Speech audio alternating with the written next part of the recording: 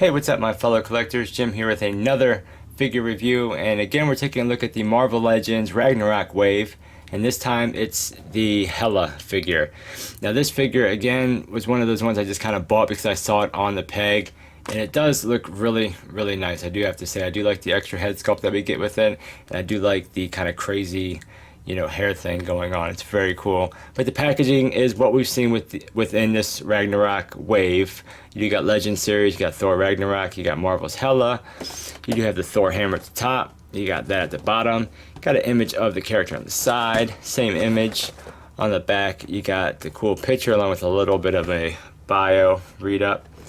And you do get the other figures within the wave, and you do get the Hulk Build-A-Figure. But that is the packaging. Let's crack her open and check her out. Okay, and here she is out of the packaging. And, this is a pretty cool looking figure for the shelf. Now, as far as accessories, she does come with quite a little bit. Of course, she does come with the right arm to the Hulk Build-A-Figure. And then you do get another weapon, which again, is they definitely slacked on the detail.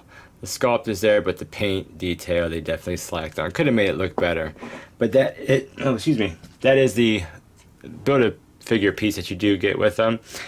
With her, she does come with this cape that easily just kind of ports on the back, and it does hang nice. It is a little bit. It does kind of make her a little back heavy, which I don't care for too much. Like, it definitely weighs her down. I mean, it can almost kind of work as a kickstand, but I don't know. Nice sculpting in it though. You get nice kind of sculpted wrinkles, and you do get some kind of like black shading throughout it.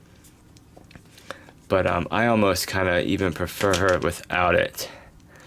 And then as far as another accessory, we get this pretty much straight black sword that is pretty much just molded in the black, but we do get a lot of sculpt in it. But it is a little bit on the rubbery side. So, but you do get a another head sculpt with her that actually came out really nice.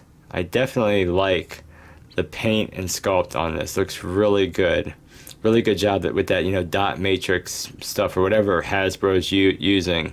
But really nice look to this one. I do like the sculpted hair. It looks really good. It's almost like, double layered, so you get like a layer on top and another layer in the middle. But really nice job. I really like this unmasked head sculpt. But then taking a closer look at the figure, we do get the mask, which I do like. I think this is just awesome. Really nice, and the mask does look good. Nice white painted eyes, and I like how we get this kind of green and the green lipstick and all. Looks really good. And then coming down to her suit, again, it's just pretty much black with like a metallic green, but nice job, nice sculpting all throughout. You get a little bit of texture here on the suit part, but that's pretty much it. But just nice sculpting all up and down the figure. Get cool little like gauntlets that she has on her arms, the shoulder pads. And on the back, still just more sculpting, nice line work, nice texture. And coming up the side of the figure again. So I mean, the overall sculpt is really nice. Like I said, her joints are a little bit loose. I don't like that as much. It's really floppy kind of at her pelvic area. But mainly just this leg. This leg's not too bad, but it's almost like, yeah, they're connected together. So, excuse me. But I mean, as far as articulation, we get nice articulation. You get full rotation. You get up really nice. Almost, kind of makes it look a little unnatural there because of, maybe I don't have the head on all the way. That's just the range you can get. So nice range. Really nice range down. You get nice tilt. Very nice tilt.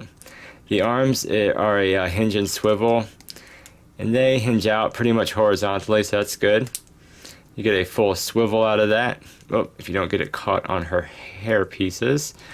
You don't get a bicep swivel, so that's a little bit unfortunate, but you do get a decent range out of that single bend, pretty much 90 degrees. And of course that will swivel, and her hands do swivel and hinge in and out. We do get a cut right here in her upper torso that gives a little bit of movement, you know, rotation side to side. You get a tiny little bit of back, tiny little bit of forward, tiny little bit of side to side. Nothing in the waist. The legs go out about that much. Kick forward about that much. They don't kick back at all. The butt sculpt gets in the way. You do have a cut here at the upper thigh, gives you rotation. Double jointed knees, which actually work fairly well and don't look too bad. And as far as her feet, you do get a nice hinge back. You get a decent hinge forward, and you do have a forward facing pin for rocker. So I mean, overall, I definitely like it. It looks good. It's gonna look good up on the shelf. I mean, it makes for a really nice, you know, villainy, you know, female figure on your shelf.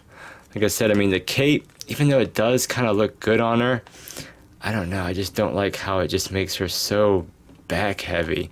You literally have to like lunge her forward to get her to stand. So I'm definitely not digging the cape. The head pops off really easy. Let's put this other head sculpt on, see what it looks like on the figure. And again, it looks good. You know, I like it. I think it looks good on the figure. I think it matches, you know, with the proportionally well. So it's just another option. You know, the hair sculpt looks really nice on this figure. And, you know, you get the same range. You don't get as much back because the hair sculpt, but you get good, you know, down. You do get a tiny little bit of side to side, and you do get rotation. So, I mean, overall, definitely a cool little addition to the shelf. Now, as far as her height, she is pretty much a little over 6 3/4 inches, so you know, a little bit under 7 inches tall. And put the other head back on her because something about this head is just really cool. And we'll get this head on her and also give you, oh look, I think I just broke something. Oh, okay, so her little hair pegged out. That's good to know. Let me find that piece before I lose it. So I guess these parts of her head can come off. They're actually like kind of pegged in there. So that's pretty cool. And as far as a height with this on to the tallest one in the back here, it is like 7 3/4 inches. So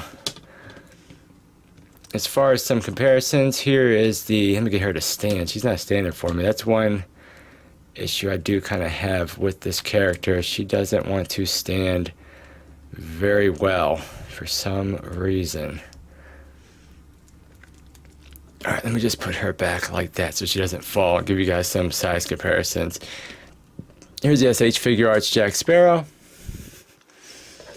Here's the Marvel Legends Bullseye. Here is the Thor Ragnarok from the wave. And let me get the Ares figure out because I just reviewed him. Gives you a little size comparison as far as what he's going to look like. But yeah, that's some quick comparisons as far as what she's going to look like on the shelf. You know, again, really nice sculpt. Nice job on the extra head. I do like that. Like I said, the weapons are not very good, but you do get the cape, which does make her back heavy. So it does have its issues, but overall I think it does make a nice piece, especially if you're collecting the whole wave. You know, this is one that is going to look good up on the shelf. But yeah, that's the review, guys. Thank you for watching. Subscribe if you haven't. Leave me a comment below, and I'll catch you guys on the next figure review. Take care.